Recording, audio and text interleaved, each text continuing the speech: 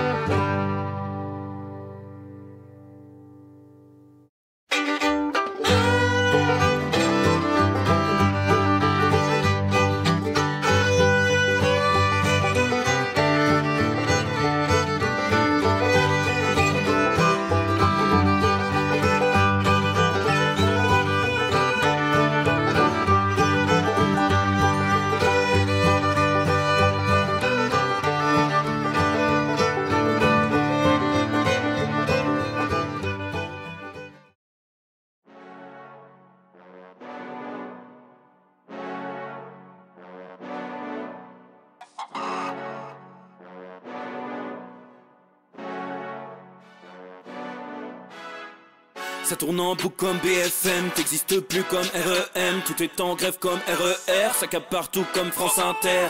Faut pas croire tout ce qu'on dit à la télévision. Merci YouTube pour la liberté d'expression.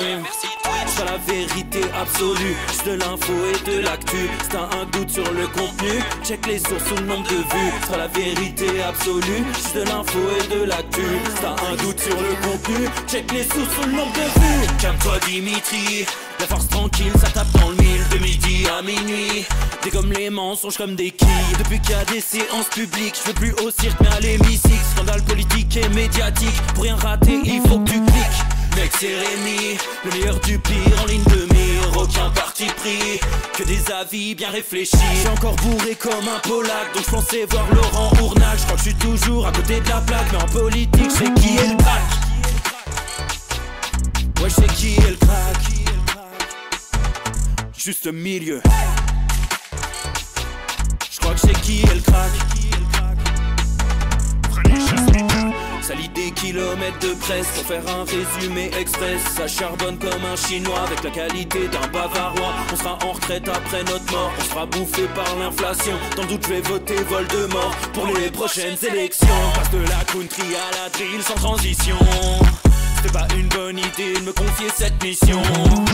Si t'aimes pas, dégoûte pas les autres. C'est pas moi qui le dis, moi je suis le roi des pauvres. Pour réfléchir, j'ai qu'un euro, non, moi je tomberai pas dans la fraude. Je le prononce Fröhliches Mittel, comme Angela Merkel. Désolé, je fais ce que je peux, je trouve ma répartie chez Lidl. Des enquêtes exceptionnelles, pas de langue de bois et de l'humour. La revue c'est juste mensuel, les vidéos c'est juste tous les jours. Ouais, Ouais, c'est juste tous les jours. Juste milieu. Regarde ça tous les jours. Messieurs, dames, bonjour à tous, les amis, les leurs, du retour du Juste Bistrot, 27 août 2024, 16h47. J'espère que vous allez bien, les amis. Vous m'avez manqué. Voilà, on peut le dire, les copains, on peut le dire. Quel plaisir de vous retrouver pour le sprint final. On y est maintenant, vous le savez. Il y avait des vacances, il y avait tout ça, mais là, on y est jusqu'au 31 décembre 2024. On est ensemble, ça va être que du bonheur. Il n'y a plus de vacances, il y aura quelques petites absences liées au spectacle, des absences intellectuelles liées à la composition du bonhomme. Mais là, on est ensemble. Là, on est ensemble, les amis, jusqu'au bout du bout. Et puis 2025, 2026, 2134, si on trouve des solutions. Je me fous des piles Duracell dans le fion. On va bricoler. Mais en tout cas, aujourd'hui, les amis, on est là. Voilà, j'espère que vous allez bien. Est-ce que certains sont en vacances? Est-ce que tout le monde a repris le boulot? On en est où? On en est où par chez vous, les copains? Voilà, aujourd'hui, je suis content, je vais vous raconter mes vacances, je vais vous raconter Brest, je vais vous raconter plein de choses, je vais vous raconter des trucs incroyables. On va débriefer de tout ce qui s'est passé, mon Dieu, mais de tout ce qui s'est passé. Je pars 10 jours, c'est le cirque. Tout le monde s'en manche.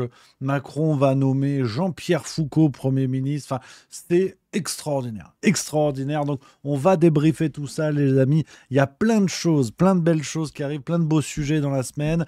Et lundi prochain, je vous en dis pas plus, je vais vous faire le teasing toute la semaine. Lundi prochain, soyez dans le Juste Bistrot. Je vous prépare une vidéo historique. Je suis en train de bosser.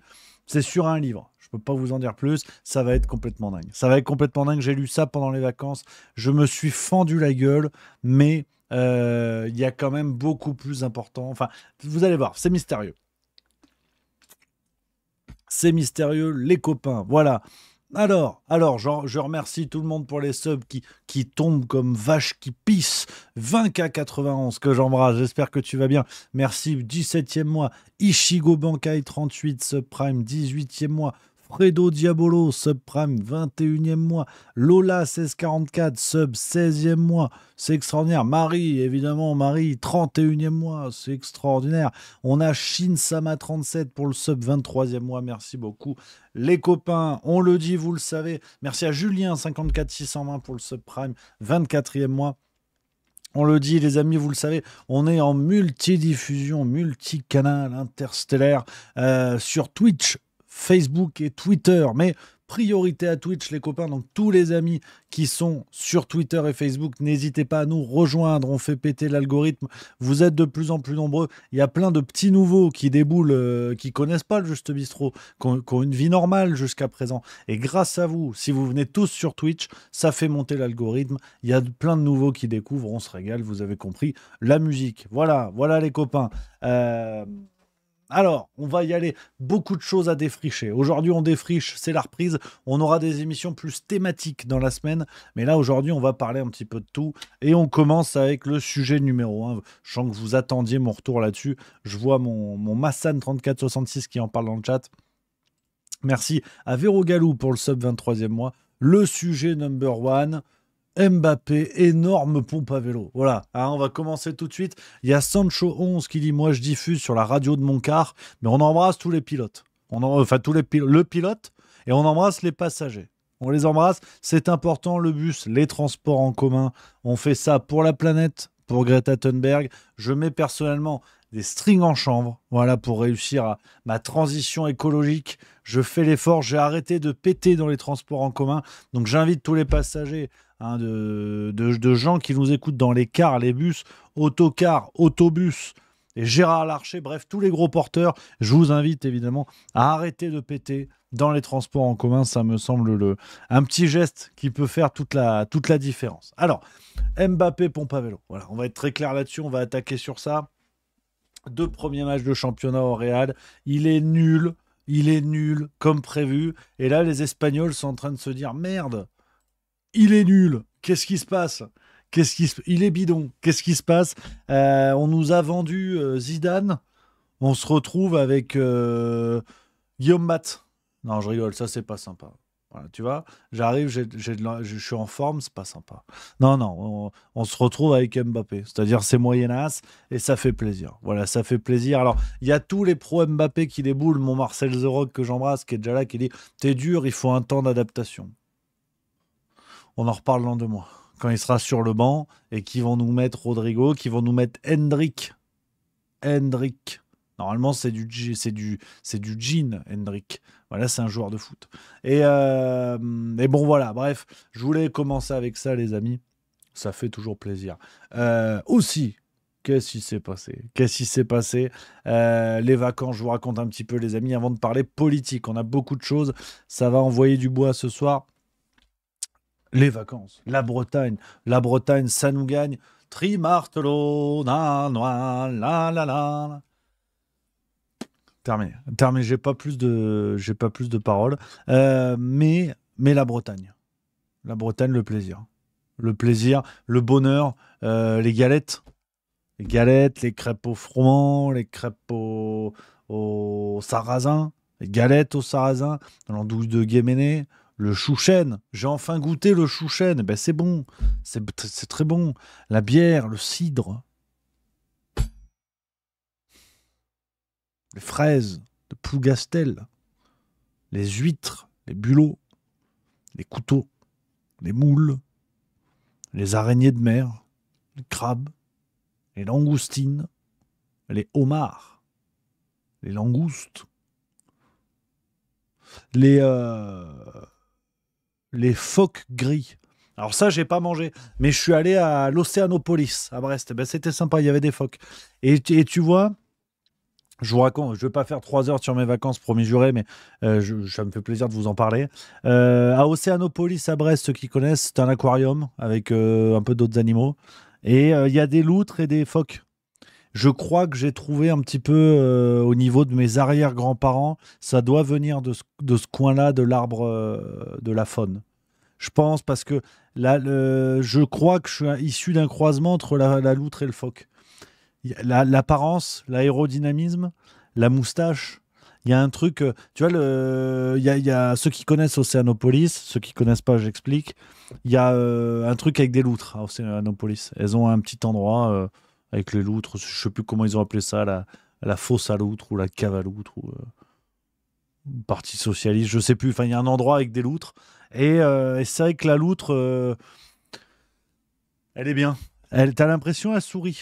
T'as l'impression, elle sourit, elle est bien, la loutre. Elle passe un bon moment, elle va dans l'eau, puis elle remonte, puis elle replonge.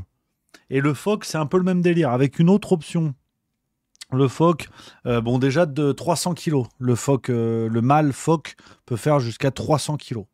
Donc, on est sur du beau gabarit. Et j'ai lu les écriteaux dans le musée, et il disait le phoque se nourrit essentiellement de saumon, de sèche, de calmar, et s'il a encore faim, il peut bouffer un autre truc, des algues ou du poisson, je sais pas quoi. Donc je me suis dit, il y a un truc. Je pense que voilà, je suis issu de ce croisement-là. Petite parenthèse, parce que c'est très sympatoche et c'est en lien avec mes vacances. Je fais le bisou à Vaucène, qui vient d'écrire. Je vous lis le message. Salut, on s'est croisés sur une aire d'autoroute près de Clermont-Ferrand. Très sympa et accessible, le gars. Ça m'a fait trop plaisir de te serrer la main. Mais merci, camarade. Et oui, ça fait plaisir. Juste mis en tournée dans les aires d'autoroute. Hein, je suis là, si vous me cherchez, je suis dans les chiottes de camionneurs. Que du plaisir. Bisous, camarade. Que du plaisir. C'était à l'aller, je crois. C'était à l'aller de mes vacances. Ça fait plaisir. On croise du monde, on croise des zinzins un petit peu de partout. C'est que du bonheur. J'adore. J'adore. Bisous, camarades. Bisous aussi à Olivier qui dit salut Rémi, j'avais mon billet pour Brest et un imprévu est venu tout gâcher. Je suis de Rennes en espérant que tu y passeras. Mais bisous, camarades. J'espère que tout va bien. Rennes grave, mais on va revenir en Bretagne. Ce sera au Ré. L'année prochaine. Merci à Chacal Bancal pour le subprime 3e mois. Merci beaucoup, camarades. Je n'ai oublié personne. Si, mon Matelot Z, évidemment, 19e mois. Bisous à toi. Et Véro Galou, 23e mois, je crois que je l'ai dit. Donc, ouais, voilà, Vaucène, c'était à l'aller. Voilà, je m'en rappelle. Bisous à toi, camarade, c'est sympa. Ça m'avait donné faim en plus. C'était une aire d'autoroute, il y avait un resto à côté. Enfin, bref. c'est pas le sujet. Donc, aïe, aïe, aïe, ouais, dans les vacances. Les vacances, que du plaisir, du spectacle à Brest. Je vous montrerai bientôt quelques images filmées directement par Madame Milleux. On a bien rigolé. Les Bretons sont des tarés, mais on a bien rigolé. Et après 3-4 jours dans le secteur, à côté de Lannion. Voilà, c'était sympa.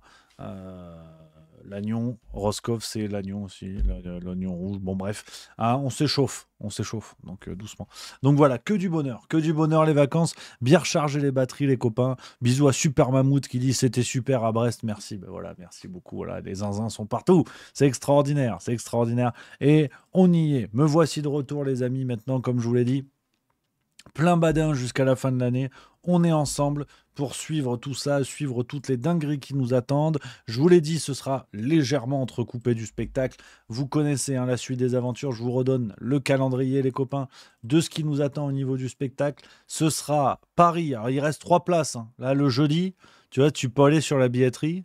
Tu vas là, 3 places. Donc, c'est bientôt terminé, cette histoire. Hein. C'est bientôt terminé. Donc, Paris le 12 septembre. Après, ce sera Pau. Pau, les amis, le 12 octobre, on va se fendre la gueule, ça va être sympa. Une belle salle de 350 places en plus, on va s'éclater, ça va être extraordinaire. Saint-Étienne, le 19 et 20 octobre, qui c'est les meilleurs? C'est les Verts, c'est relégable pour l'instant, mais c'est le début. Nice, le 7 novembre, là, ça va être bien aussi, hein. Ça va être bien. Théâtre de la Cité, en plein centre de Nice, il y a moyen de faire une rigolade, on va se fendre la gueule, donc zinzin à Nice le 7 novembre, Brienne-le-Château, sur les traces de Napoléon, le samedi 16 novembre, les copains. Et le 14 décembre, ce sera à Montpellier. Montpellier, 190 places, on en a déjà écoulé une centaine. Donc ça va vite, hein. Ça va vite les copains. Voilà un petit peu ce qui vous attend. Je mets le lien dans le chat si ça vous intéresse les copains. Et si vous voulez nous filer un petit coup de main, n'hésitez pas hein, à faire tourner le lien les amis. Pour vos copains, vos camarades, vos amis, votre famille qui sont dans le secteur des dates. N'hésitez pas à leur partager. Vous le savez, hein, juste milieu, c'est de l'artisanat. On fait tout nous-mêmes. Hein. Donc il n'y a pas de... Je vais pas les chéruquer. Hein. Ça je te le dis tout de suite. Donc on bricole et on s'en sort bien grâce à vous. Voilà les amis. Pour tout ça, ce qu'on pouvait se dire en guise d'échauffement. Je fais un bisou à moi Cabos97 qui dit les ultramarins, on est toujours les grands oubliés, qui dit et les Antilles, Rémi, on est sur le coup. C'est un projet, on en a parlé à peine sur le temps de la rigolade avec l'équipe juste milieu. C'est pas déconnant qu'on fasse un truc en 2025. Petit voyage scolaire et on se fait une date chez les amis. Alors après, on va essayer de faire ce qu'on peut, mais c'est Tahiti, c'est la Guadeloupe, c'est la Martinique, c'est la Réunion. On a envie d'aller partout. Mais en même temps, j'ai pas le compte bancaire d'Mbappé. Donc on ne pourra pas faire tout le monde. Mais on a envie. On est sur les clous. C'est Marie, la chef de tournée. On en avait parlé. On va essayer de bosser là-dessus. Avec la petite trésorerie, le petit trésor de guerre qu'on fait avec le spectacle. Il y a moyen qu'on aille chipper un petit peu dedans pour aller voir les camarades. Donc on va tenter un truc. Promis juré sur 2025, ça se réfléchit. Voilà les copains. Merci à Dr Nuts 59 pour le subprime 23e mois et Alain Pontieri que j'embrasse le sub 30e mois. Alors, les amis, on va retourner dans le vif du sujet. Il n'y a pas le choix. Il n'y a pas le choix. Là, il s'est passé des trucs. Hein. Il s'est passé des trucs. Je ne sais pas si vous avez vu, hein, mais là, il y a des... Ah, je pars un petit peu, ça part en bib. Hein. Ça part complètement en bib. Donc, voilà, ça va être... c'est cocasse. C'est cocasse, tout ce à quoi on a eu droit. Alors, on va y aller pêle-mêle. Je vais vous proposer un petit peu un petit débrief de tout ce qui s'est passé, de petite analyse sur laquelle on reviendra, hein, d'ailleurs, les copains, évidemment. On reviendra sur cette analyse dans La Farce Tranquille, vous vous en doutez. Mais on va essayer de mettre tout ça à plat. On va essayer de mettre tout ça à plat dans le style juste milieu que vous connaissez, les copains. Ne vous énervez pas tout de suite si je dis quelque chose qui vous rend dingue parce que c'est pas votre camp préféré ou quoi. On va essayer de mettre tout ça à plat, résumer ce qui s'est passé et je vous proposerai quelques petits éléments d'analyse parce que finalement, on a l'impression, je vous dis ça maintenant et j'y reviendrai à la conclusion et vous allez voir à quel point c'est brillant. On a l'impression de voir la nouvelle trilogie Star Wars. Là, vous dites merde, il a complètement pété les plombs. Il a encore un bout du cerveau dans le Finistère Sud. Ne vous inquiétez pas. Tout ça est géré. Bisous à Agror 2 qui vient de subprime 11e mois qui dit mon 3e jour sans tabac. Courage, camarade. Hein, c'est bien. Le tabac, c'est tabou. On en viendra tous à bout. Le Paris, excellent film, évidemment. Alors, qu'est-ce qui s'est passé ces 15 derniers jours? On résume un peu rapidos parce que finalement, il y a eu beaucoup de choses, mais il n'y a pas eu beaucoup de choses. On le sait, depuis le 9 juin 2023, les européennes qui ont offert une branlée au camp présidentiel, le 9 juin au soir, Emmanuel Macron annonce la dissolution de l'Assemblée nationale. Alors, on l'a déjà dit plusieurs fois, mais on le redit, cette dissolution n'avait rien à voir avec le résultat aux européennes. Et j'en tiens pour preuve la déclaration de Jean-Michel Macron. Et oui, faut pas confondre. Dans le Dauphiné libéré, qui avait déclaré en date du 3 juillet 2024, mon fils m'avait parlé de la dissolution 2 mois avant. Donc, on est clair là-dessus. Le résultat aux européennes était un prétexte pour justifier cette dissolution qui était réfléchie de longue date dans l'esprit d'Emmanuel Macron. Depuis, c'est le bordel. Depuis, c'est le bordel. On a bien vu, les législatives anticipées nous ont offert ce que nous offre la politique française depuis 20 ans, c'est-à-dire une mobilisation des élites culturelles, médiatiques, financières, pour justifier de l'existence du barrage républicain, qui cette fois était dirigé contre le Rassemblement national, à nouveau, hein, qui finalement, ce sont des nazis. Finalement, ils sont nazis. Alors, au premier tour, un peu au deuxième, parce qu'il y avait des alliances qui étaient en jeu. Voilà, donc le nouveau Front populaire, qui est, on va pas tout redire, hein, vous êtes au courant les amis, la ressucée de la NUPES destinée à vivre la même chose, qui s'était opposé à Macron. T'as que des partis qui sont pas d'accord avec Macron. Bon, bah, finalement, à l'entre-deux tours des législatives 2024, ils ont fait des alliances pour sauvegarder certains postes, parce qu'en face, il y avait les vilains nazis. À cette époque-là, je vous avais dit, méfiance, parce que tout le problème du barrage républicain, c'est que tôt ou tard, il vient faire barrage sur une rive qui n'était pas celle initiale. Bon ben voilà, on y est. Hein. C'est-à-dire que le gouvernement qui a tendu la main au nouveau Front populaire, désormais nous explique, ah oui, mais en fait, le nouveau Front populaire, on n'avait pas vu, mais ils sont antisémites. Si, parce que, rappelez-vous, aux européennes, il y avait Rima Hassan. Et Rima Hassan, c'est antisémite. Et à ce moment-là, le gouvernement, les médias avaient dit LFI antisémite. Après, il y a eu l'entre-deux tours des législatives. Ils ont dit non, en fait, on s'est trompé. Pardon. Les vrais antisémites, c'est RN. Voilà, pardon. LFI, ça va. On va faire barrage républicain avec eux. Le second tour des législatives passe et les médias et la Macronie nous disent les cons, la tuile, pardon, oh là là, oh les cons. On s'est complètement trompé. En fait, les antisémites, c'est LFI quand même. Oui, je sais qu'on a changé, mais en fait, là, c'est vrai. Là, c'est vrai. Non, parce que, bon, Rima Hassan, on n'en parle plus, mais parce qu'une fois, Mélenchon en 82, bon, il avait refusé les falafels. Enfin, bon, bref. En tout cas, c'est antisémite. Ah, d'accord. Pardon. Et RN, ça va. Enfin, ça dépend. C'est antisémite parfois. C'est alternatif. C'est l'antisémitisme à courant alternatif. Faut suivre. Et donc là, en ce moment, on est dans l'épisode où finalement l'antisémitisme, c'est LFI. Et ce qui justifie, je raccroche un petit peu mon histoire, ce qui justifie que la Macronie ait refusé la candidature de la proposition de Premier ministre faite par le nouveau Front populaire. Alors justement, parlons-en. On se rappelle des résultats. Le nouveau Front populaire qui, je le redis, ne vous énervez pas tout de suite, les pro-NFP. NFP, on va prendre les trigrammes parce que sinon ça va durer des plombes. Le nouveau Front populaire n'existe pas. Je vous le redis, ça n'a aucune existence. C'est-à-dire qu'un parti politique, même s'il s'agit d'une alliance, doit avoir une existence.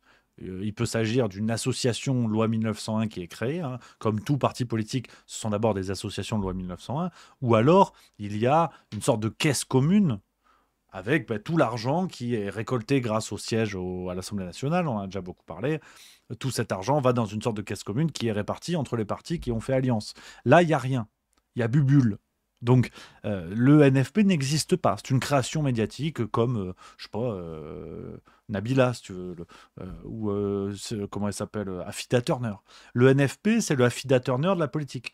Tout le monde voit bien que les nichons sont faux, que la perruque ne tient plus et que la meuf est complètement tarée. Bon, ben, c'est le NFP. C'est-à-dire qu'il n'y a pas un boulon qui tient. Ça a l'apparence d'une vraie personne, mais tout le monde voit bien qu'il joue un rôle. Voilà, pour être un peu plus terre à terre et clair, tout le monde voit bien que le NFP joue un rôle et que tôt ou tard, cette organisation politique qui n'a aucune existence réelle va exploser parce que chaque parti qui la compose va défendre ses intérêts propres. Donc, l'histoire avec la proposition de Lucie Castet, c'est très intéressant parce que ça fait suite à de longues tractations. On a eu des gens qu'on a déjà oubliés d'ailleurs, hein. Rappelez-vous, cette douce c'était Huguette Bello. Hein, Huguette Bello, on nous avait dit finalement c'était la nouvelle Christiane Taubira. Aujourd'hui, on n'a plus de nouvelles, on ne sait plus ce qu'elle fait, tout le monde s'en fout. Donc, le NFP était passé comme ça par quelques phases où ils avaient proposé des potentiels premiers ministres et la roue de la fortune est tombée sur Lucie Castets. Donc, c'est quand même un sacré hasard de l'histoire de passer des semaines à se tordre les neurones pour trouver quelqu'un qui s'appelle Castet. Et, et donc, on allait nous déterrer la responsable des finances de la ville de Paris, qui n'a jamais eu aucun mandat électoral, qui n'est même pas encarté au PS, qui est encarté nulle part. Voilà, et on t'a dit, bah, c'est elle. Voilà. Pourquoi? Bah, elle est lesbienne. Ah bon? Ouais. Non, j'aurais aimé que ce soit une blague, mais elle a fait le coming out. Coming out. Ça, c'était pendant mes vacances. Elle a fait coming out. 7 août, regarde, sur France Info. Lucie Castet, candidat du nouveau Front Populaire à Matignon, fait son coming out médiatique. Voilà. L'économiste proposé par la gauche pour être première ministre deviendrait la deuxième personne ouvertement homosexuelle à diriger le gouvernement après Gabriel Attal. Là, je n'ai pas de vanne, hein, parce que sincèrement, moi, je m'en cire complètement. Enfin, tu vois, ils se rangent ce qu'ils veulent dans les orifices. À la fin du mois, il faut juste que ça roule pour la France, quoi. C'est ça. Après, moi, chacun, vous sortez avec des noix de cajou si ça vous intéresse. Mais voilà, Lucie Katstedt, on nous a dit, tiens, là, elle est lesbienne. Ah bon, d'accord. Donc, bref, si on devient un petit peu plus sérieux, la piste Lucie Castet est un moyen de gagner du temps pour le NFP. Tout le monde sait bien depuis le début que Macron ne va pas accepter cette proposition, quelle qu'elle soit d'ailleurs, que ce soit Lucie Castet ou Inspecteur Gadget. Donc, on joue le jeu. On joue le jeu du nouveau Front Populaire qui, depuis le début, tord le réel. Vous inquiétez pas, petite parenthèse, je vais parler du RN après, hein, parce que je sais que certains, quand je tape sur LFI et NFP, après ils disent « Ouais, tu tapes jamais RN ». J'arrive, bougez pas, je le fais dans l'ordre. Donc, le NFP, le problème, c'est que, comme je vous l'ai dit, ils n'ont aucune constitution juridique. Tout le monde sait que ce truc-là ne va pas durer des plombes, que ça va exploser tôt ou tard. Donc, ils sont obligés de tenir leur partition jusqu'au bout. Mais dans une pièce de théâtre qui marche pas bien. Tout le monde l'a déjà vu, le rideau il est usé, les décors ils sont fracasses, les déguisements ils sont dégueulasses. Tout le monde sait que ça fera pas une deuxième saison à Broadway, comme on dit. Donc, le NFP tord le réel. Ils nous ont raconté qu'ils avaient la majorité, ce qui n'est pas vrai. Ils nous ont raconté qu'Emmanuel Macron a l'obligation de choisir un Premier ministre de l'opposition, ce qui n'est pas vrai. Sur cela d'ailleurs, petite archive d'un certain François Mitterrand, rappelez-vous, qui disait ceci en 19... Si Voilà. vous voulez, Donc Mitterrand lui-même, le grand Mitterrand, héros de la gauche, avec les deux graphies possibles, le disait lui-même. Il n'y a aucune obligation pour un président de la République de nommer un Premier ministre de l'opposition. Donc tout ça, on le vend aux électeurs pour faire durer un petit peu la vie du NFP de manière crue, si vous voulez. Tout ce qui se passe aujourd'hui, ce sont des soins palliatifs pour le nouveau Front Populaire. Parce que Lucie Castet, c'est une pompe à vélo sortie de nulle part. Je dis ça sans aucun mépris, mais personne ne la connaît. Elle n'a aucun engagement politique. Ils ont trouvé quelqu'un qui passait dans la rue, qui a fait l'ENA et qui a un petit peu des convictions de gauche parce qu'une fois, elle a dû lire un livre de Karl Marx. Bon, bah, ça va être elle. Donc, ça n'a aucune cohérence, si vous voulez. Ça n'a aucun sérieux, ce qui se passe du côté du nouveau Front Populaire. Tout le monde connaît l'histoire. Mais on fait semblant. Alors là, en ce moment, il parle de coup d'État. Macron aurait fait le coup d'État en refusant de nommer un Premier ministre de l'opposition.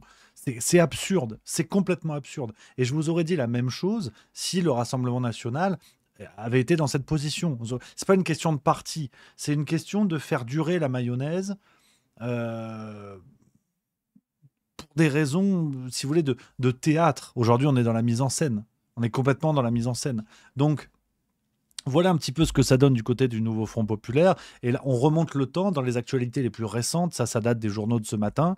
On commence à apprendre que du côté du Parti socialiste, il y a une ligne contre Olivier Faure. Alors déjà, moi, j'ai découvert qu'on pouvait être contre Olivier Faure. J'ai jamais vu des gens se battre contre de l'eau tiède. Mais apparemment, si.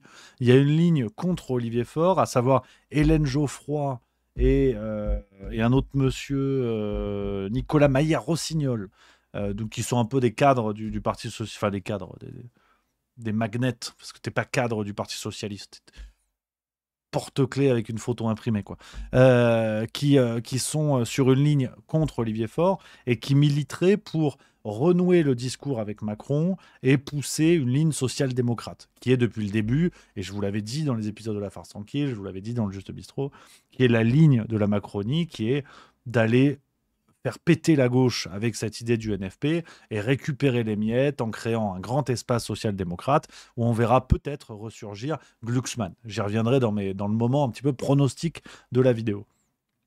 Et Olivier Faure, donc pour l'instant, pourquoi cette ligne opposée à lui se crée? Parce que Olivier Faure est plutôt sur la ligne du nouveau Front populaire qui est on rompt les discussions avec Macron tant qu'il n'a pas nommé Lucie Castet. Sauf que ils vont rompre les discussions pendant un bout de temps parce que Emmanuel Macron s'en cire comme de sa première levrette avec une prof de théâtre.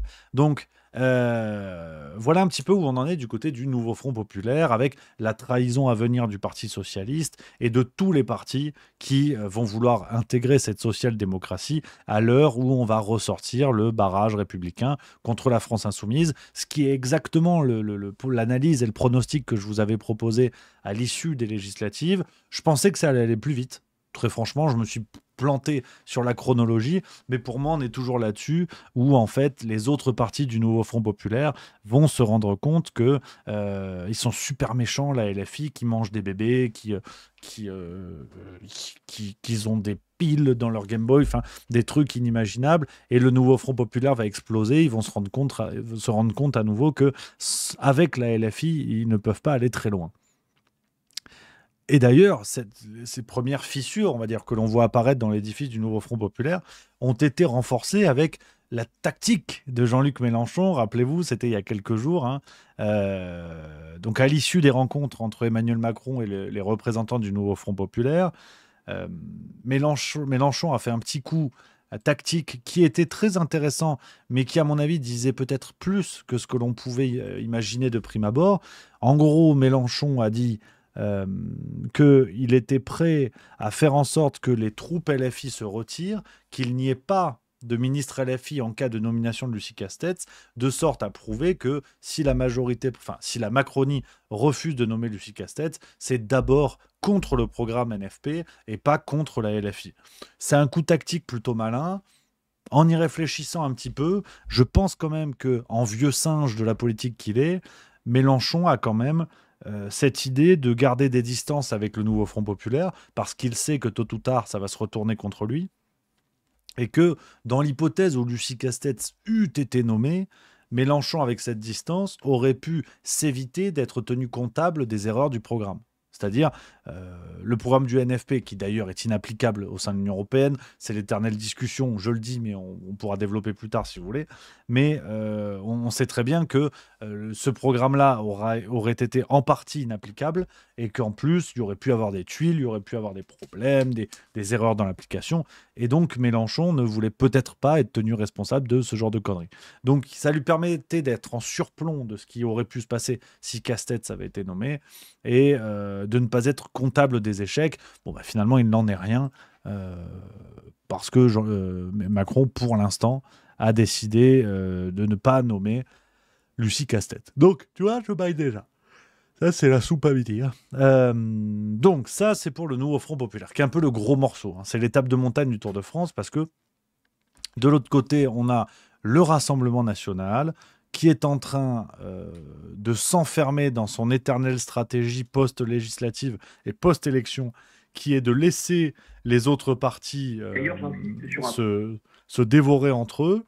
se tirer du col pour dire qu'ils sont les meilleurs, ils sont les premières forces d'opposition. Et donc, le RN, ne participant pas à ce jeu, veut laisser pourrir ce qu'ils ont toujours fait jusqu'à présent, sauf que là, ça ne marche plus. Parce que leur volonté de pourrissement ressemble à la lâcheté de ceux qui n'osent plus rien dire. Ils sont allés encore plus loin que ça. C'est que, bon, Le Pen et Bardella, on sait qu'il y a quelques articles qui sont sortis là-dessus. Ils sont en train de réorganiser un petit peu leurs troupes à l'échelle des départements. Parce que quand on voit au moment des élections législatives les photos, les vieux dossiers qui sont sortis avec la casquette nazie, avec je sais pas quoi, le RN se rend compte que parfois ils ont tendance à investir des gens qui sont pas au niveau et qui ont des casseroles pas terribles. Donc ils sont en train de faire le tri en ce moment en interne. Donc c'est pour ça qu'on les entend pas trop. Ils se réorganisent, mais ils se réorganisent à quoi bon? Parce qu'aujourd'hui ils deviennent clairement les vassaux ou vassales d'ailleurs. Hein, est-ce qu'on dit vassaux? Moi je pose la question. Ouais, on dit vassaux, on dit complètement vassaux. Les vassaux de la Macronie, parce que il y a eu dans les 1001 épisodes de la petite maison dans la prairie qui est devenue le NFP, à un moment donné, ils nous ont dit on va faire la motion de censure. Et le RN et les LR d'ailleurs ont dit hors de question pour nous de voter cette motion de censure. Donc, premier niveau de non-opposition à la Macronie. Là, le deuxième niveau qui nous a été offert aujourd'hui, c'est Guillaume Bigot, présentateur de CNews, fraîchement élu député RN, sur France Bleu ce matin. Écoutez bien ce qu'il nous a déclaré, le bougre.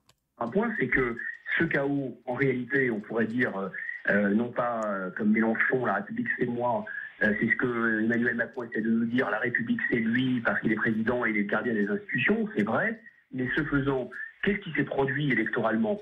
Premier tour avec les européennes, non à Emmanuel Macron, on vous désavoue, les Français vous désavouent majoritairement.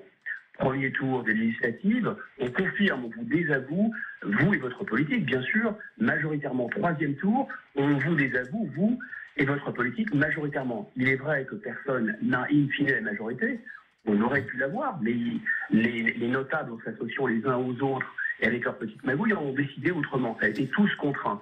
Maintenant, la réalité, c'est qu'Emmanuel Macron, il s'est auto-piégé. Il est rentré dans un piège dont il ne peut plus sortir et il constate qu'il n'a pas de majorité. Et que fait-il? Il dit c'est la faute des partis, c'est la faute des Français. Maintenant, vous posez la question de la destitution. Non, bien sûr pas de destitution, parce que là où c'est dangereux, c'est qu'il y a une unanimité d'une certaine façon dans le pays contre Emmanuel Macron, mais il ne faudrait pas abîmer à l'occasion la fonction du président de la République et les institutions de la Ve République. Voilà, donc ça se passe presque de commentaires. On pose la question à Guillaume Bigot. C'est l'annonce la plus récente de la France Insoumise qui évoque une motion de destitution contre Emmanuel Macron. Et Guillaume Bigot dit non, on ne la votera pas. Il ne faudrait pas abîmer la fonction du président de la République. Alors là, sincèrement, en amateur de levrette claquée, j'en avais vu, mais à ce niveau-là, c'est quand même brillant. Donc voilà, il vous dit clairement, on ne fera rien contre Macron. Donc voilà où en est aujourd'hui le Rassemblement national. Si vous voulez, dans leur recherche de normalisation, ils en viennent à devenir les pires trompettes, les pires paillassons de la Macronie. C'est que, et là, on commence à rentrer un petit peu dans l'expectative, dans, on va dire, les suppositions. Mais pour moi, le RN a bien compris qu'avec Bardella, leur tour va venir. Ils vont arriver au pouvoir, mais ils y arriveront si et seulement si, hashtag Georgia Meloni, ils deviennent des Macron en puissance.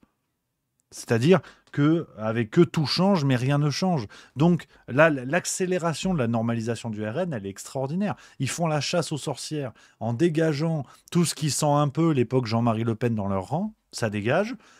Et vous allez voir que dans le ORN, dans 1 an, 2 ans, vous allez voir des petits mecs d'école de commerce, des petites meufs d'école de commerce, bien sur soi, des mini Bardella de partout, et on ne distinguera plus la République En Marche et le Rassemblement National. Et ça, c'est ce que ça veut dire, parce que là, sincèrement, je le dirai demain dans la farce tranquille, mais c'est clair, si vous voulez, que le théâtre dont je vous parlais de tout à l'heure se manifeste aussi par un comportement qui est que tous les partis sont conscients que le danger vient d'Emmanuel Macron, qui est dans une dérive aujourd'hui totalitaire, qu'on soit clair, mais personne n'est foutu de voter collectivement la destitution. Parce que Alors là, pour le coup, c'est un procès d'intention. On n'a pas la preuve, mais on peut le deviner assez aisément au vu du passif. Mais quand on dit que le RN ne vote pas la motion de destitution de la LFI, à mon avis, c'est pareil dans l'autre sens. Je pense qu'on peut être d'accord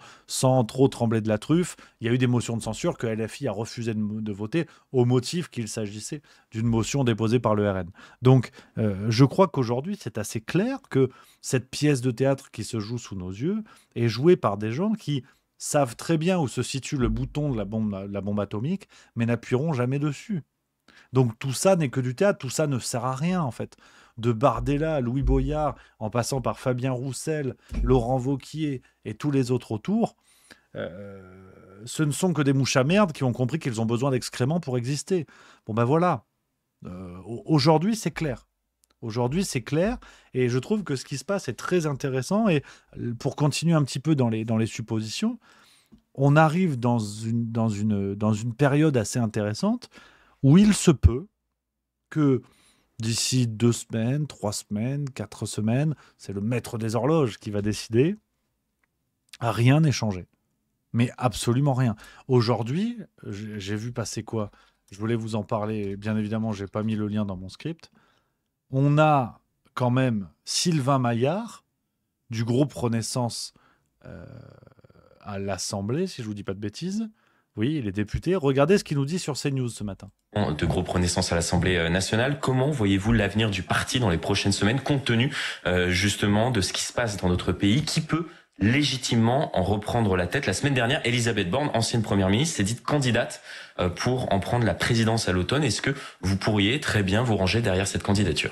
Je pense que c'est une candidature extrêmement solide. Et d'ailleurs, c'est ce que j'ai plus solide que celle de Gabriel Attal. Non, qui sont des candidatures. D'abord, Gabriel Attal ne s'est pas ne s'est pas prononcé. Voilà. Et c'est on parle aujourd'hui d'Elisabeth Borne pour prendre la tête du groupe Renaissance à l'Assemblée. Alors certes, c'est pas pour devenir première ministre, mais pour vous dire à quel point la Macronie recycle plus que jamais. S'il y a bien un seul domaine où la Macronie est écolo, c'est dans le recyclage de ces fortes têtes.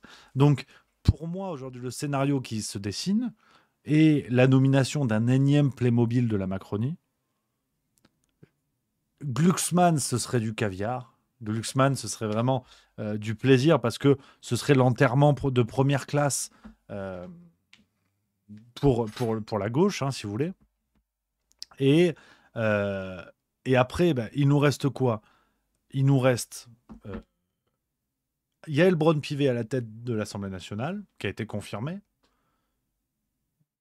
Le RN est toujours là dans sa construction, comme je vous l'ai dit, d'une normalisation qui l'amène à devenir du LREM qui n'aime pas trop ce qui est basané.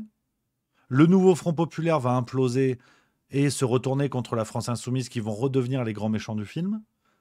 Et ce qui reste de la gauche va se rapprocher encore plus vite de la Macronie. Terminé. Rien n'aura changé. Aujourd'hui, on est en train de jouer la montre, de mettre du suspense, mais qui est complètement cosmétique, pour arriver peut-être au point de départ. Et donc je reviens à mon introduction de la séquence. Et là, vous allez dire, c'est brillant. C'est comme la dernière trilogie de Star Wars, c'est-à-dire, c'est exactement le même scénario. On a changé les personnages, on a des mises en scène qui sont un peu différentes, on a des effets spéciaux qui sont plus sympatoches, mais c'est exactement pareil. Alors, j'en appelle aux amoureux de Star Wars, ou pas d'ailleurs, enfin, ceux qui ont vu la trilogie. Donc voilà, aujourd'hui, on est clairement là-dedans. On est clairement là-dedans. J'espère quand même qu'on va avoir de la nouveauté, qu'on va avoir du frais. Mais je pense que le nouveau Premier ministre, ça va être un énième Playmobil. Il peut y avoir du piquant si on va nous chercher quelqu'un d'un peu original, tu vois. Mais ça va être pareil. Macron nous explique clairement que ce que les médias appellent le maître des horloges, c'est l'expression qui revient souvent. Ils nous ont fait Jupiter, ils nous ont fait le en même temps, il y a le maître des horloges. Ce que les médias appellent le maître des horloges, c'est un président qui ne veut pas subir le temps démocratique, qui ne veut pas subir les événements comme la démocratie est censée lui imposer, c'est-à-dire quand on perd une élection, on dégage, général de Gaulle, ou alors on fait un référendum pour son maintien, ou on fait des propositions qui vont dans le sens du résultat des élections. Macron ne fait pas ça. Et c'est pour ça que je reviens à ce que je vous disais tout à l'heure. Ce que fait Macron n'est pas anticonstitutionnel. Absolument pas. il n'a aucune obligation de choisir un nouveau Premier ministre de l'opposition. Il n'a aucune obligation de le faire.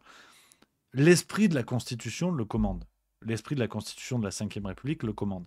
Sauf que ce qu'il ne faut pas oublier, c'est que la Constitution de la Ve République a été imaginée par le général de Gaulle, militaire, avec des valeurs, avec un engagement, avec un rapport à la France qu'il aurait pu payer de sa vie, qu'il a payé de sa vie d'une certaine manière.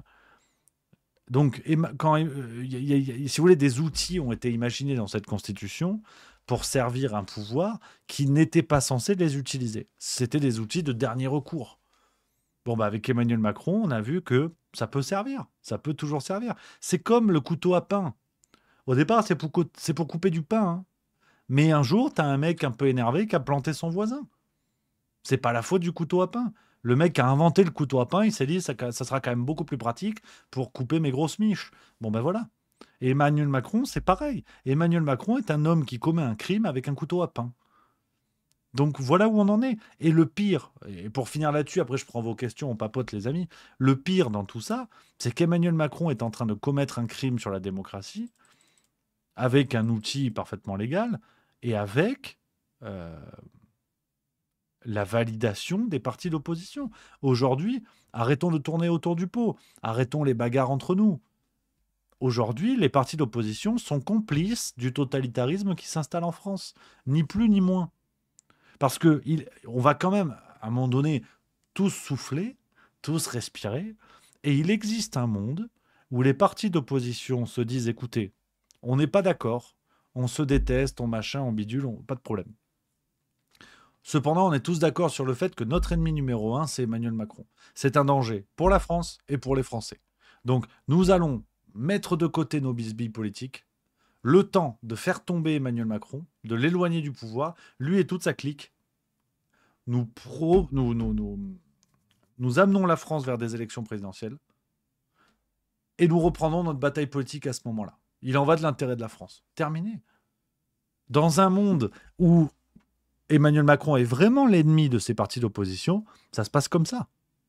Or là, on est devant, si vous voulez, les anges de la télé-réalité. C'est tout, avec des costumes, et encore pour ceux qui en mettent. Mais c'est tout, ça va pas plus loin que ça. Donc moi, je pense que sincèrement, ces partis-là sont complices.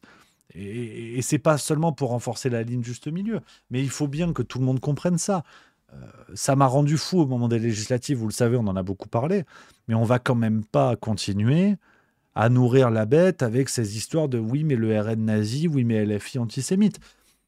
Emmanuel Macron et à travers lui le système vous ont montré que les partis sont des méchants à partir du moment où leurs gentils sont en danger. Donc demain, ça peut être Asselineau, ça peut être ma grand-mère, ça peut être un parti politique qui émergera de nulle part. Le système décide qui est méchant, qui est gentil. Le RN, ils sont gentils quand il s'agit de favoriser Macron. Et LFI, ils sont méchants. Et vice-versa, à quelques jours d'intervalle. Vous avez vu au moment européenne dissolution législative, à quelques jours d'intervalle, les LFI qui étaient antisémites, et Rima Hassan et tout ce que tu veux, en moins d'une semaine, ils sont devenus la gauche fréquentable du NFP avec qui il faut discuter pour sauvegarder des postes. Donc, si vous n'avez pas compris qu'on se fout de votre gueule,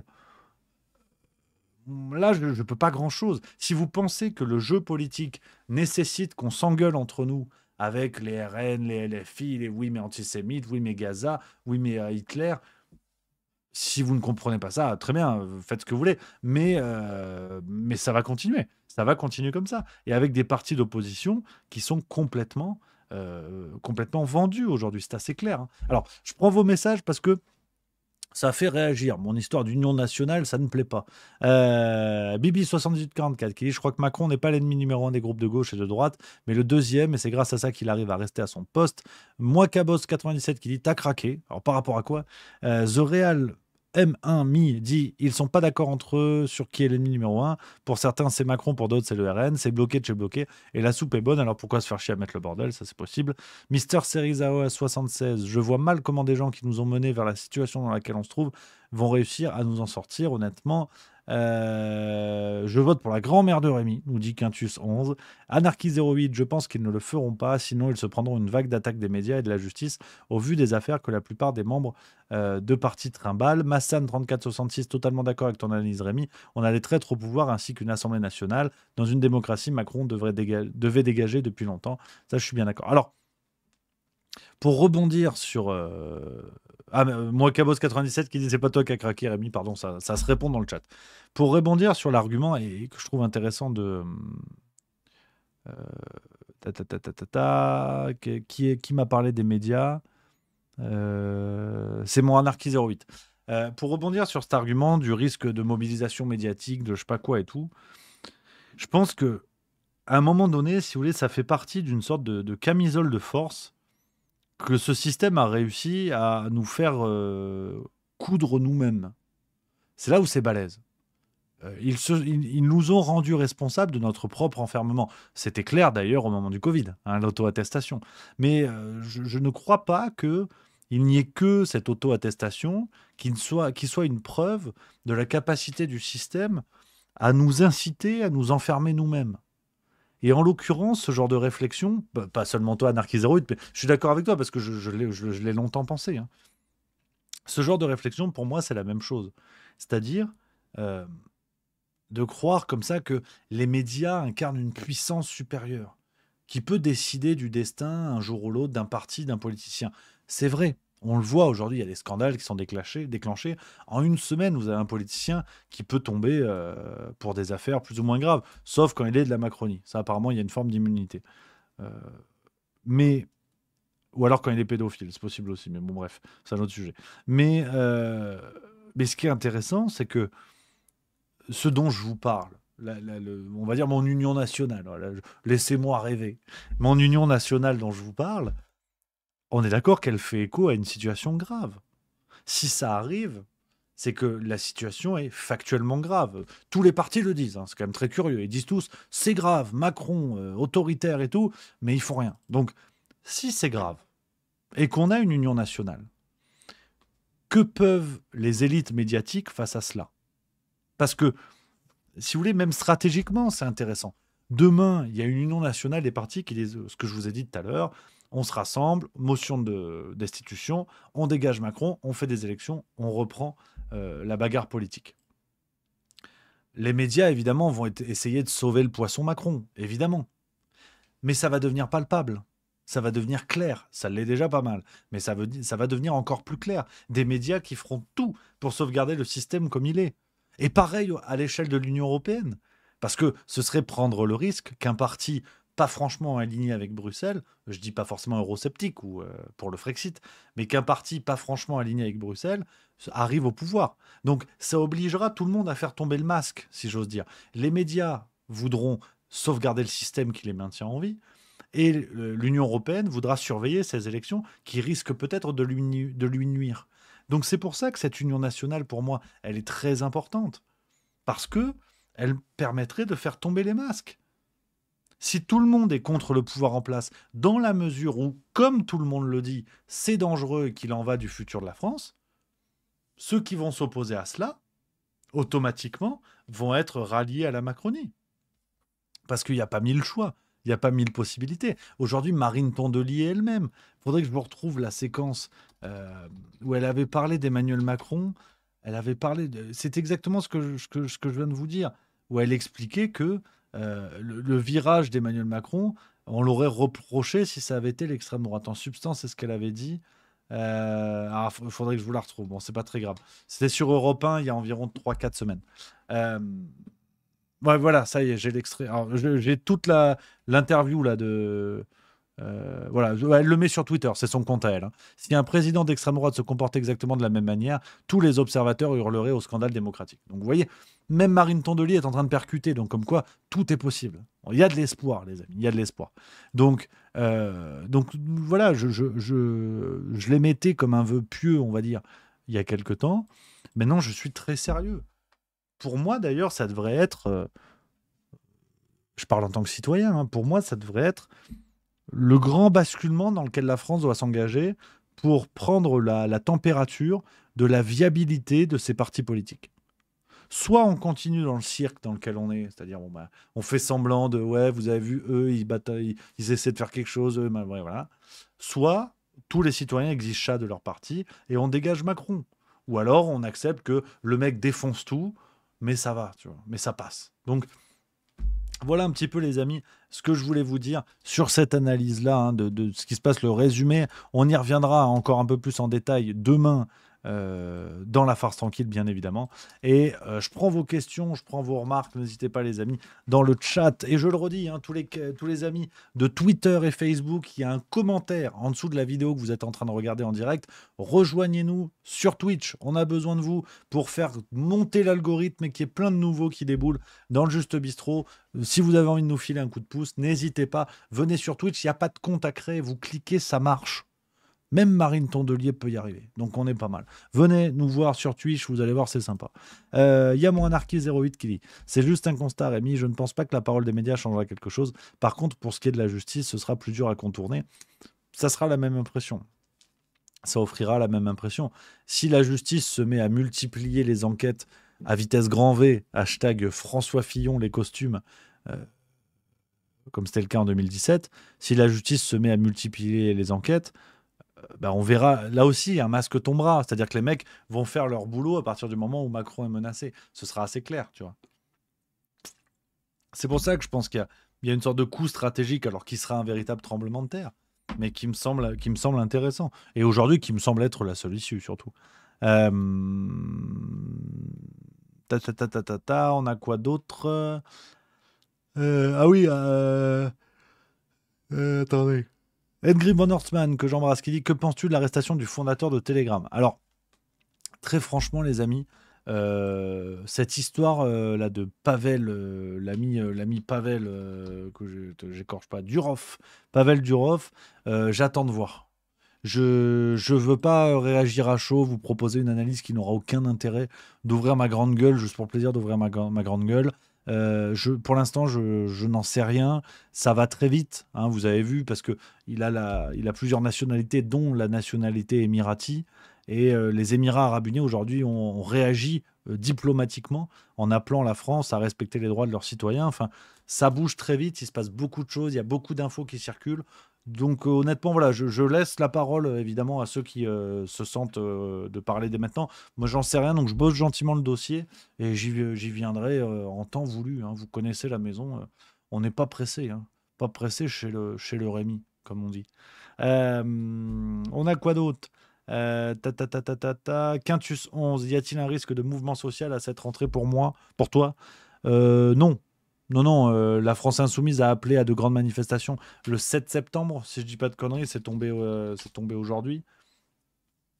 Le 7 septembre, voilà, hein, mobilisation générale, voilà, respect des urnes, nouveau Front populaire à Matignon, voilà, hein, communiqué de Clémence Guettet, le 7 septembre à l'appel de la jeunesse, grande mobilisation face au coup de force de Macron. C'est signé la France Insoumise. On a déjà appris dans les médias cet après-midi qu'il s'agissait d'une décision un petit peu planquée de la France Insoumise qui n'a pas vraiment concerté les collègues du NFP en amont, une fois de plus.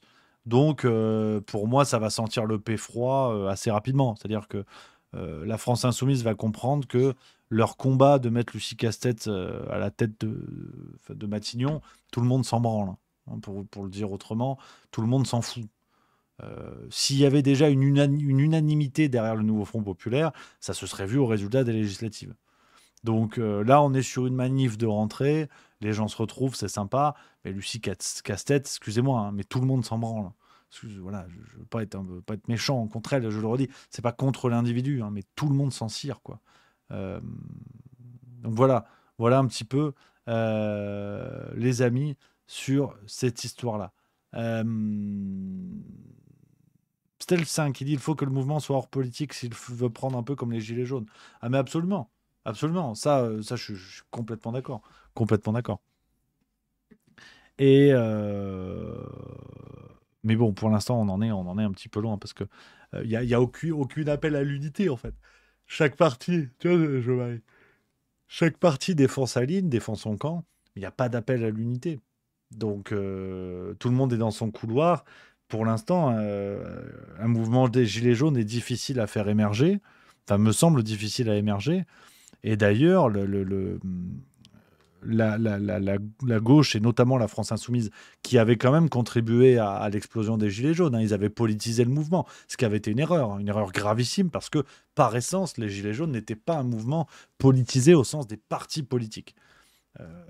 Donc, c'est aussi ça le problème, c'est que les partis politiques eux-mêmes n'ont pas intérêt à ce qu'il y ait un mouvement des Gilets jaunes, parce que ça les dépasse.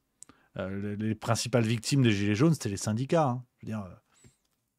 si vous voulez, les syndicats, c'était un ballon de rugby dans un match de foot, quoi. Ça n'avait aucun intérêt. Ils n'étaient pas là pour ça. C'est pareil, les partis politiques, c'est un petit peu pareil. S'il y a un mouvement comme les Gilets jaunes, ça va outrepasser les partis politiques. Donc, ils n'y ont pas intérêt. Paradoxalement, ils n'y ont pas intérêt. À mon avis, hein, une fois de plus, tout est dit à mon avis. Je dis souvent à mon avis. Je vais peut-être le faire graver, là. On papote, calme-toi, Dimitri. Je vais peut-être mettre à mon avis, plutôt. Donc voilà un petit peu les copains. Sur tout ça, on va bien sûr beaucoup en reparler dans les jours qui viennent de tout ça. Les amis, petite pépite quand même. Parce qu'on parlait des médias hein, qui risqueraient de montrer leur vrai visage si jamais il faut soutenir Macron. Certains ne s'emmerdent pas avec ça. Voilà, hein, certains ne s'emmerdent pas. Et j'ai un article, je voulais absolument vous lire un bout parce que c'est à crever de rire. C'était hier. Merci à Obi-Wan Kenobi pour le subprime 24e mois. Hier, dans l'opinion du 26 août 2024, on a alors un chroniqueur journaliste de l'opinion. Vous savez que j'aime bien cette phrase. Si c'était un cours d'eau, ce serait une gorge profonde. J'ai rarement vu un macroniste aussi convaincu et aussi prêt à dire des âneries sur format écrit. C'est extraordinaire. C'est extraordinaire. Il s'appelle Éric Le Boucher. Donc, tu vois, déjà c'est écrit. C'est écrit dessus. Le mec fait une chronique qui s'appelle « Le salut de la nation impose de priver NFP et RN du pouvoir ». Rien que ça. Rien que ça. Je vais vous lire un passage sur la réforme des retraites. Et là, on va rire. Là, vraiment... Vous n'êtes pas prêts. Vous n'êtes pas prêts. Accrochez-vous à votre slibard. Parce que vraiment, j'ai ricané hier. Je vous le dis, j'ai ricané. Vous êtes prêts? C'est parti. C'est là. Je vous lis ça. Mais je mets ma gueule parce qu'il y a des expressions faciales. Il y a le jeu d'acteur. Ruine économique parce que, contrairement à la rengaine populiste, la France ne va pas mal. Les réformes conduites depuis 10 ans ont donné à ces entreprises un élan inédit. Il y a aujourd'hui du travail en France. C'est maintenant au tour de l'État trop lourd d'être réformé. Mais sur ce sujet, l'extrême droite n'a rien à dire. Marine Le Pen a compris de son échec au deuxième tour des législatives qu'elle n'avait ni programme ni équipage. Elle est entrée dans une terrible introspection. En attendant de comprendre qu'elle ne peut pas gagner seule, elle se tait. L'extrême gauche, bruyante pour deux, crânant qu'elle a gagné contre la vérité, campe sur la politique du plus de moyens, sans avoir vu que c'est cette politique bêtement syndicale qui cause le mal des services publics. Quant à la ruine philosophique, elle saute aux yeux pour l'extrême droite xénophobe et pour l'extrême gauche devenue antisémite. Mais je veux parler ici d'autres valeurs qui ont fait la France, le travail et l'égalité. RN et NFP ont en commun cette mesure phare à leur programme, revenir sur la retraite à 64 ans. L'abandon de la réforme des retraites barre l'horizon national. Ce serait la décision la plus catastrophique qui soit pour la France, non seulement parce qu'elle grèverait ses finances déjà alarmantes, mais surtout parce qu'elle renouerait avec le faux discours qui plombe l'esprit public depuis 30 ans et qui affirme qu'on peut travailler moins et gagner plus. De ce renoncement viendrait toute une série de retours en arrière dont l'aboutissement est certain. Un chômage de masse et un pouvoir d'achat qu'on ne peut maintenir que par le déficit et la dette, sans compter une nouvelle chape d'impôts qui au début promet de ne frapper que les multinationales et les ultra riche, mais qui, sous la force du besoin, s'étendra vite vers le bas. L'élan dont le pays bénéficie serait brisé. La foule peut vouloir partir tôt en retraite. Cela se comprend. Elle préfère les loisirs. Mais le RN et le NFP qui, s'ils s'unissent sur cette mesure, pourraient la faire voter, doivent le dire nettement. Les Français seront plus pauvres. La bonne solution est de rétablir en France du bon travail, celui qui donne justement du pain, une carrière, de la fierté. Ouais. Le dernier paragraphe, il est là. Je vais me le faire tatouer sur le cul parce qu'il est extraordinaire. Ouais. Ah si, franchement, la foule peut vouloir partir tôt en retraite, ça se comprend. Elle préfère les loisirs, fallait oser. Hein. Pauvre gueux, allez donc à Europa Park, je trouve ça extraordinaire. Ah non, vraiment, Éric Le Boucher, évidemment, hein, allez se faire cuire le cul. Évidemment, c'est le projet extraordinaire. Et vraiment, je l'aime beaucoup, Éric Le Boucher. Il est également dans les Échos de temps en temps, le journal aussi. Je l'aime beaucoup. Ah ouais, je l'aime beaucoup. C'est vraiment le macroniste, si tu veux, qui ne se cache pas. Déjà, ça, c'est important. Qui ne se cache pas et qui considère que, après tout, il n'y a pas que les péages d'autoroute qui doivent laisser passer tout le monde en leur sein. C'est-à-dire que le mec prend sa gorge pour le péage de Saint-Arnoult. À partir du moment où c'est la Macronie, on y va. Ils peuvent faire n'importe quoi. Oui. Il te dit oui. Je trouve ça extraordinaire. Extraordinaire. Donc vraiment, on l'embrasse. Éric Le Boucher, on l'embrasse. D'ailleurs, ça m'a donné l'idée hier matin. Je pense qu'on va instaurer le moment Boucher. Le moment Boucher, il fait ses chroniques dans l'opinion 1 ou 2 fois par semaine. On fera le moment Boucher. On va se régaler. On va se faire toutes les chroniques d'Éric Boucher, Éric Le Boucher, parce que c'est chaque semaine la même chose. C'est bluffant. Il y a une forme de linéarité dans la fellation qui force le respect. Tu vois, pourtant, j'ai regardé tous les interviews d'Amélie Oudéa-Castéra. Et franchement, des glottes rouillées, j'en ai vu. Hein. J'en ai vu. Hein. Mais là, Éric Le Boucher... Ah ouais, non, bravo. Bravo à lui. Donc, je pense que le moment Boucher va débouler très bientôt, les copains. Je voulais vous en parler. On en reviendra. Très bonne vanne de Gencive de Porc, déjà le pseudo extraordinaire, qui dit « Tu peux appeler ça la pièce du boucher ». Et ça, c'est drôle. Ça, c'est marrant. Voilà. Gencive de Porc, tu remportes, parce que là, vraiment, là, tu m'as fait plaisir. J'ai une demi-molle. Tu remportes l'emoji juste milieu danse, qui s'appelle exactement Juste M22 danse. Tu le remportes. Tu le remportes sans coup férir. Voilà. Merci à toi, camarade. Voilà. Donc voilà un petit peu, les amis, les quelques petites pépites de retour que je voulais vous proposer. Voilà. Ça fait plaisir. Ça fait plaisir et de vous retrouver, les copains. On est ensemble. On a la banane, hein, n'oubliez pas, c'est le plus important. Malgré tout ça, il y a toujours du positif, vous le savez. Et moi, j'y crois. J'y crois. Voilà. Vous pouvez pas m'interdire d'y croire. Bon, ben voilà, j'ai envie d'y croire. Voilà, c'est comme ça. Par contre, il y a des trucs il y a un truc sur lequel j'ai pas envie de croire, sans aucune transition. Je voulais vous en parler. J'ai vu une bande d'annonce d'un film. C'est pas que ça a l'air nul à chier, c'est que ça a l'air catastrophique. Mais je m'en rappelle plus. Bon, c'est pas très grave. Tu me diras, c'est pas Allociné. Mais bon, c'est pas très grave. Je baille. Je baille. T'as vu, je baille. T'as vu, je baille. Donc, voilà. Bon, c'est pas grave, j'ai oublié. J'ai oublié le film. Donc voilà, les amis, un petit peu tout ça. Qu'est-ce qu'on a sinon en ce moment? Qu'est-ce que je voulais vous dire? Parce qu'on papote, c'est les Juste Bistrot, c'est le plaisir. Merci à Kundune73 qui vient de sub, que j'embrasse. 12e mois, merci beaucoup. Marcel Zoro qui dit: Tu as vu le Comte de Monte Cristo? Oui, on en avait parlé avant mes vacances. J'ai vu, c'est bien. Non, c'est bien. Franchement, c'est bien. C'est bien. Que le cinéma français fasse ça, ça fait plaisir. Donc, faut encourager. Ça remet au goût du jour un classique de la littérature. Donc, moi, je suis chaud. Après, je l'avais dit, je vous le redis parce que c'est assez terrible. J'ai un peu de mal avec Pierre Ninet. J'ai un peu de mal avec la Ninouche parce que je trouve qu'il y a un côté belle gueule. Bon, déjà, qui me rend jaloux, hein, on va être clair.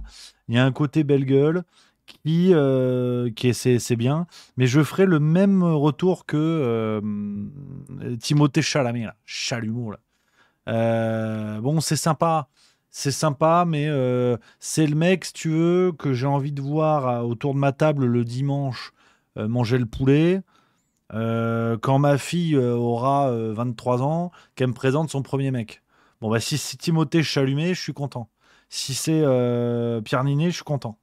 Tu vois, bon, il déglingue ma fille, mais au moins, il a une bonne gueule. Il est sympa, il est drôle. Bravo à lui.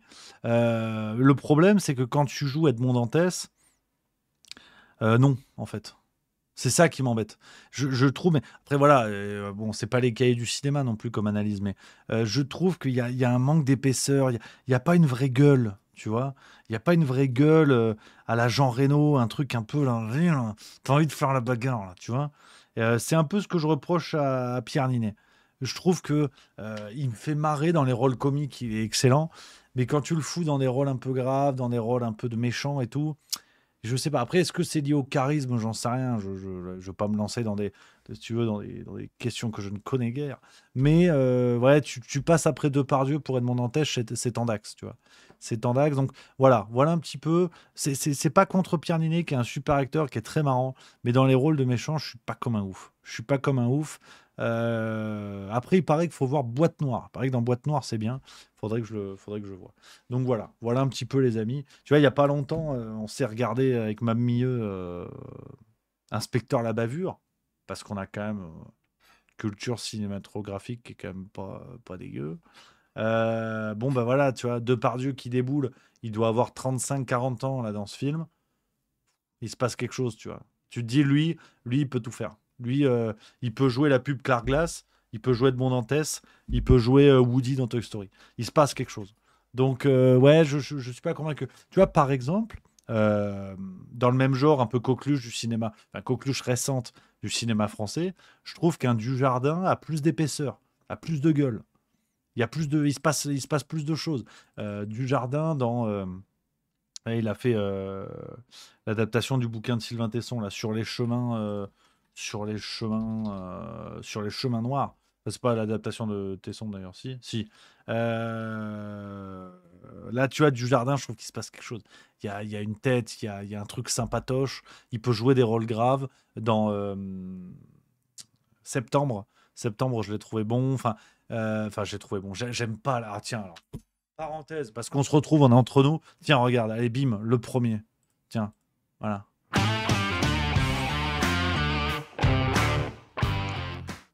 Ah ouais, ça c'est un truc qui m'emmerde. Tu sais, les gens comme moi, déjà je viens de m'auto-emmerder. Les gens comme moi qui sont des trompettes en cinéma. Genre mon œuvre préférée c'est Toy Story. Et encore le 2, parce que j'ai pas compris le 4. Donc tu vois, et t'as toujours des connards comme ça. Tu sais, avec des chai latés là.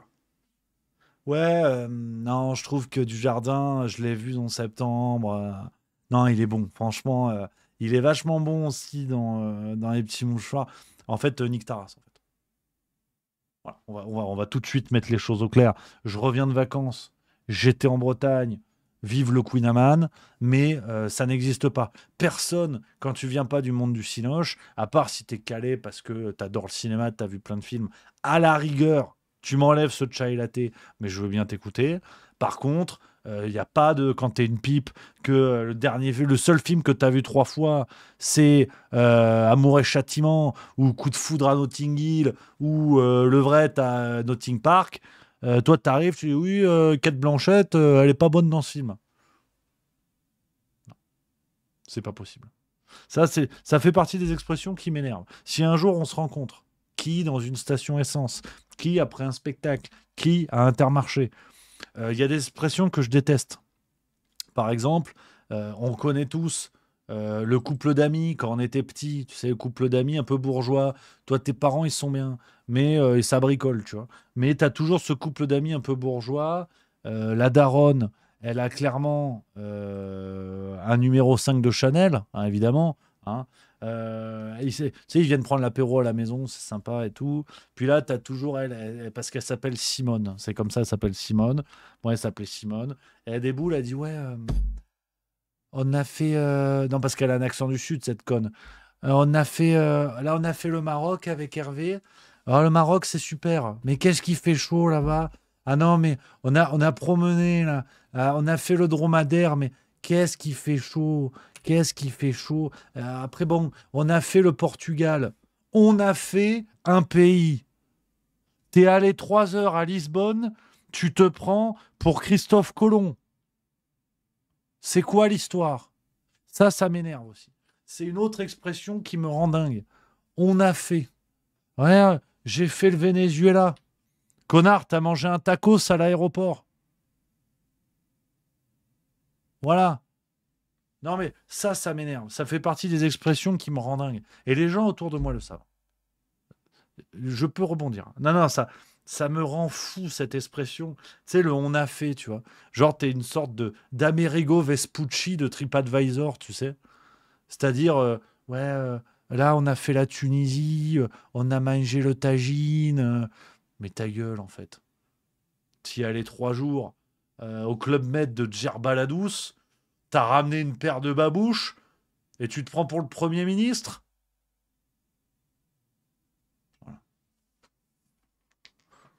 Voilà. Mais après, je reviens de vacances heureux. Hein. Heureux, les amis. Hein. Je suis content. Hein. Mais je voulais vous en parler. Il y a des trucs dans ma vie qui me rendent dingue. Il faut que je vous les partage. On a fait le Portugal. Il y a le tel acteur, il est bon dans tel film. En fait, c'est pas tant le il est bon. J'ai vu dans le chat, c'est vrai qu'on peut donner son avis sans être un expert, évidemment. Je donne mon avis sur le foot, tu vois. Mais c'est l'attitude. Souvent, ils ont les mêmes attitudes de connards. Tu vois. C'est comme ça. Non, mais franchement, Alain Delon dans Astérix aux Jeux Olympiques, c'est Alain qui fait du Delon.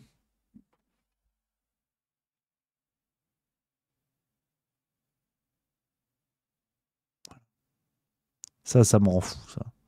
Et bien sûr, le classique, mais vous le connaissez, ça nous a valu des échanges hein, sur Twitch, c'est les pizzas, les pizzerias, les Italiens de pizzeria en France, ça me rend dingue. Ça aussi, ça me rend fou. Mais ça, on en a déjà parlé. On en a déjà parlé. Ça m'énerve. Mais là, ça va. Sur la route du retour, on allait manger chez Delarte, parce que c'est pratique, c'est à Auxerre. 30 minutes, t'en as pour 30 balles, un plat à manger, je sais pas quoi, un Pepsi, parce qu'on est des gourmands, ça dégage. Là, il y avait un serveur, il était sympa comme tout. Un jeune, il faisait la saison, il m'a pas emmerdé à me reprendre ce que j'avais pris en italien, là. De toute façon, c'était pas très bon. Hein. Je sais pas s'il y a des gens qui bossent chez Delarte. C'était pas ouf. Mais voilà, c'est pas grave. C'est pas grave. C'est pas grave. Mais tu sais, t'as toujours un resto italien qui t'emmerde. T'arrives, tu bonjour, des pâtes carbonara et un Pepsi. Ah, carbonara. Oui, c'est ça, ouais. Linguine, spaghetti, coquillette. Ah, d'accord. Pepsi, ta gueule. Voilà. Et ça m'énerve. Et tu sais, le mec se trouve un accent, tu vois. Un accent, je suis un peu italien parce que j'ai mangé du pecorino. En fait, sur son badge, il y a écrit Jean-Marc. Et ça m'énerve. Ça m'énerve. Ça me rend dingue. Cette manie qu'ont les Italiens dans les restaurants de te reprendre sur les termes italiens. Vous nous emmerdez. Toute votre gastronomie est un hold-up. Vous avez voté les pâtes aux Chinois. Vous avez volé les pâtes aux Chinois. Vous avez volé l'escalope milanaise aux Autrichiens. Le café, à mon avis, vous l'avez volé aux Arabes, parce que c'est un mot arabe, café. Vous avez rien fait, les Italiens. Le vin, vous nous emmerdez, vous mettez des bulles. Lambrusco, ta gueule, tu nous emmerdes. La mozzarella, bon, la plupart du temps, c'est du plastoc. Et si, parce qu'il faut manger bouffala, tu nous emmerdes. Je veux pas faire 700 bornes pour aller manger la mozzarella dans la recette de je sais pas quoi. Donc, vous nous emmerdez, les Italiens. La gastronomie italienne nous emmerde. C'est bon. Non, mais je parle en tant que gros, donc je ne veux pas de procès avec les restaurants italiens. Je suis gros, j'aime la bonne chair. Mais ils nous emmerdent un peu, la gastronomie italienne. Je pense qu'on est quand même tous d'accord là-dessus. À chaque fois, ils nous reprennent parce que c'est pas le bon accent. Puis il faut manger les spaghettis avec la cuillère. Alors j'ai appris à le faire. La dernière fois, on m'a dit quoi? Ben finalement non. Sans déconner. Ils nous emmerdent, les Italiens. Moi, non, mais je le dis, ils nous emmerdent. C'est jamais ça. Hein, il y a la pizza napoletana, la pizza, c'est pas quoi. Eh les gars, oh. Vous prenez une pâte à pain, vous mettez de la tomate et 3 copeaux de fromage. Ça va, hein? Oh, ils nous emmerdent. Oh, ouais, non, ils nous emmerdent. Oh, non, mais j'aime manger, je leur en veux pas. J'aime la pizza, j'aime les pâtes, j'aime le tiramisu, j'aime l'amaretto, j'aime le limoncello, j'aime les antipastilles, j'aime le jambon de Parme, j'aime mozzarella, j'aime mortadelle, risotto, j'aime. Non, mais j'aime, il n'y a pas de souci. Les arancini, enfin bref, tout ce qui nous emmerde, j'aime. Mais moi, je trouve qu'ils nous embêtent un peu quand même. Ils font trop des manières, les Italiens. Tu vois, je trouve que, parce qu'on est parti sur les vrais sujets, s'il y en a qui déboulent là dans l'émission, asseyez-vous, c'est sérieux. Je trouve que les Espagnols font moins de manières. Tu sais, ça casse pas 3 pattes à un clébard non plus. Genre, la paella, tu prends du riz, un fond de frigo, terminé. Voilà, ça s'appelle paella. Alors pareil, ils nous font chier. Selon les régions, on met les haricots verts, on met les escargots, on met je sais pas quoi. Selon les régions en Espagne. Mais ils nous font pas chier, les Espagnols. T'arrives, tu dis bonjour, une paella. T'as pas Miguel, serveur au restaurant espagnol, qui va dire c'est paella. Et il va te dire oui, bien sûr, 20 € por favor. Et puis voilà. Bonjour, une tortilla. Oui, bien sûr. Voilà, il s'en fout. Il s'en fout, Pedro. Donc je trouve que la gastronomie italienne et espagnole, c'est très bon. C'est sympa. C'est simple. Mais les Italiens en font des caisses. Voilà. Ben, mais voilà. Excusez-moi. Excusez-moi de. Tu vois, les Bretons, ils s'emmerdent pas, les Bretons. Ils prennent une galette. Bon, ils se font pas fait chier pour la galette. Bon, bah, dedans, ils mettent de l'andouille, du fromage et ça dégage. C'est tout. Ils t'emmerdent pas, Loïc. Il s'en fout, Loïc. Et là, t'as une bolée, pas une bolée. Bon, ben voilà. Tu veux pas de bolée, tu veux pas de cidre, bah, tu prends une bière. Tu veux pas de bière, tu prends je sais pas quoi. Tu nous emmerdes pas. Je trouve que les Italiens en font des tonnes. Voilà. Excusez-moi, il y a peut-être des Italiens dans le chat. Pardonnez, mais non, mais voilà, je suis de bonne humeur, je rentre de vacances, mais j'ai quand même envie de remettre un peu certaines bases, parce que je vois vous perdre, là, je vous vois vous perdre. Tout le monde qui est là, oui, Macron, dictateur, bon, d'accord, mais quand même, les pizzas, c'est pas non plus, c'est pas le vol au vent. Va cuisiner, prends quelqu'un, tu lui dis cuisine un vol au vent, cuisine une pizza, il va quand même moins se faire chier que la pizza, le gars. Donc voilà, c'est ça qui m'emmerde avec les Italiens. C'est bon, je veux pas me mettre à dos, voilà, tous les Italiens, je vous embrasse, je vous aime les Italiens. Mais vous en faites un peu des caisses. Vous en faites un peu des caisses. Tu vois, l'Espagnol, il déboule, bon, il a la paella, il a la tortilla, il se fait pas chier, l'Espagnol. Hein, vous savez, cannelloni, assis, la carbonara, il n'y a pas de crème. Et tu nous emmerdes, c'est meilleur. Ça aussi, c'est extraordinaire. Et carbonara. Les Italiens, ils te disent, oui, mais en France, ils ne savent pas les faire parce qu'ils mettent de la crème. Ben, c'est meilleur. Je suis désolé. Donc on garde. Donc c'est comme ça. C'est comme les andouillettes. Ben, c'est meilleur que du Nutella. Ben, tu mets du Nutella. Non, je rigole, ça c'est pas vrai, ceci dit. Mais je trouve qu'il nous emmerde avec la recette des carbonara. Ah oui, il faut mettre des œufs avec pecorino, guanciale, là, je sais pas quoi, là. Lardon, crème et mental, ça dégage. C'est tout. C'est tout. Avec les œufs, bon. Voilà, tu vois, Zanonox, il doit être italien, à mon avis. Il dit, c'est une honte, la crème pour la carbonara. Voilà, tu vois, ils sont tout le temps comme ça, les Italiens. Tout le temps. C'est une honte. On dirait que le pays va s'effondrer si ce soir je rentre, que je me déboîte le bide en mettant de la crème dans des carbonara. Non, je suis désolé. On s'en fout, en fait. On s'en fout. Ça m'énerve. Là, voilà, en fait, je suis quand même un peu énervé, finalement. Ça existe pas, cette histoire. Ça existe pas. C'est pas grave. Vous nous emmerdez, mais c'est pas grave. Je veux dire, quand vous faites des crêpes à 7 € à Rome, est-ce que vous avez Gwenaël qui vient vous emmerder en disant oui, non, c'est pas comme ça qu'on fait les crêpes? Elle s'en branle, Gwenaël. Elle vient en Italie, la guanciale conta. Et puis voilà, les Italiens, ils déboulent à l'autre bout du monde. Ah non, mais pas de crème. Putain. Voilà, 18h07. 10 minutes sur le plaisir. Voilà, Marcel Zeroc, il a compris. Il dit c'est 8000 fois meilleur avec la crème fraîche mélangée dans le jus des lardons. Mais voilà. Après, c'est pour ça qu'on est gros, mais c'est bon. C'est bon. Et Matt Lezette qui dit je pensais que je regarderais cette émission pour la politique, mais en fait, c'est pour ces moments culinaires que je suis abonné. C'est vrai aussi. Non, mais et mon Bab comme 5 que j'embrasse, qui dit détends-toi, Rémi. Mais je suis en pleine forme. C'est le jeu d'acteur. Intérieurement, je suis comme ça. Mais le jeu d'acteur, je suis comme ça. C'est ça, hein. Moi, je vise le cinéma maintenant. Je vise le cinéma. Donc, non, mais Mr. Jones 40, parce qu'on est lancé, j'ai l'impression. Mr. Jones 40, il dit si tu vas un jour en Alsace, goûte les Spätzle, c'est une tuerie. Déjà, t'as vu à la prononciation Spätzle. Spätzle.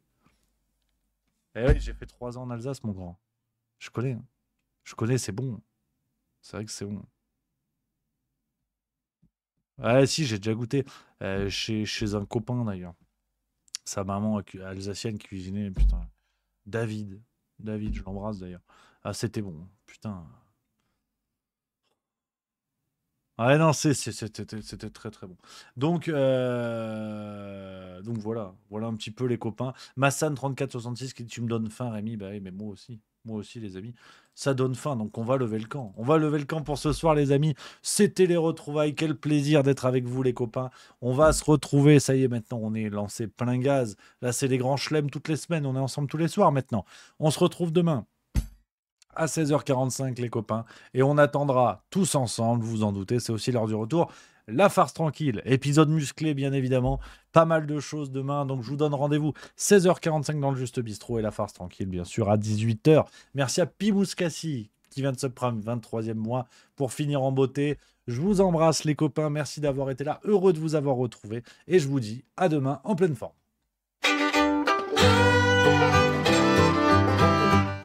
Et vive la rigolade et vive la frange. J'allais oublier quel con, tu vois, c'est le retour. Je vous embrasse, à demain.